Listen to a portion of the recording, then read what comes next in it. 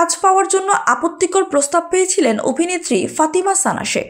সম্প্রতি এক সাক্ষাৎকারে এ প্রসঙ্গে কথা বলেছেন দাঙ্গাল অভিনেত্রী।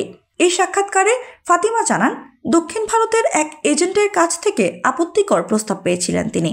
ফাতিমার ভাষ্যে, তিনি আমাকে প্রশ্ন করেছিলেন, তুমি সবকিছু করতে রাজি তো? আমি বলেছিলাম, আমি পরিশ্রম করব এবং চরিত্রের জন্য যা প্রয়োজন সেটা করব। কিন্তু তিনি সেই ইঙ্গিতপূর্ণ কথাটা বলতেই থাকেন, আর আমি না বোঝার ভান করে উত্তর দিতে থাকি। দেখতে চাইলাম কত নিচে নামতে পারেন তিনি। এমনই আরেক অভিজ্ঞতা তার হয়েছিল হায়দ্রাবাদে।